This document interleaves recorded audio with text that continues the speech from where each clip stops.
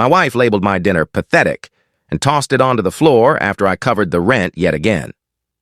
That evening, I slipped out quietly and began plotting my divorce. After dipping into my emergency savings to pay the rent because my wife neglected it once more, I came home with a gas station meal and a throbbing headache. She glanced at the food and sneered, "Wow, you've really mastered making misery edible." Then she dumped it, saying, "Better luck tomorrow, moron." That night, it hit me. I wasn't a partner. I was just a paycheck with a heartbeat.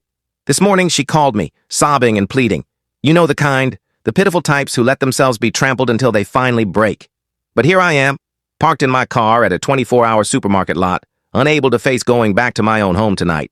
It's strange how fast your life can morph into a Reddit thread. It all started with the rent again.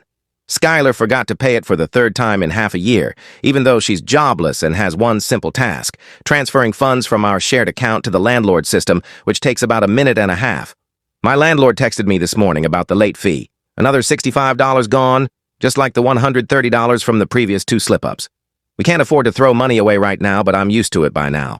I called Skylar from work, where I was already grinding through a 12-hour shift because we're short-staffed, corporate code for refusing to hire enough people. She fed me the usual excuses. She got sidetracked, the payment system is too complicated, and she's just overwhelmed. She's been unemployed for 14 months. Her overwhelming life consists of TikTok and our Netflix account. So, I pulled the rent money from my emergency fund.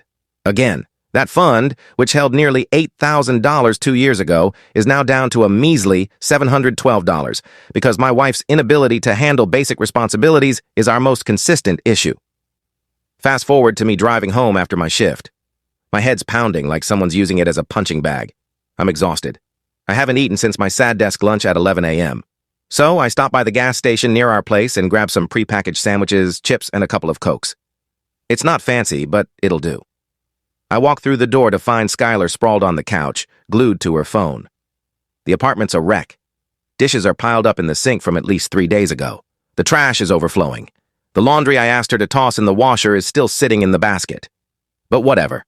I'm too drained to argue. I set the gas station food on the coffee table and mutter something about dinner.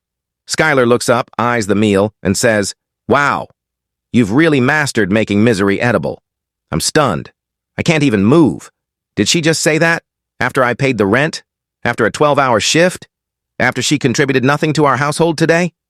Before I can respond, she swipes her arm across the table, sending the food crashing to the floor. The soda cans burst, soaking the carpet. "Better luck tomorrow, moron!" That's when something in me shifted. Like when you're working on a puzzle, and suddenly every piece clicks, revealing the full image. I've been married for 4 years, but I've never been a husband. I'm a paycheck with a pulse. I've always covered everything. At first it was because Skylar was between jobs, then it was because she was finding herself. Then the job market was too tough. Then she was burned out.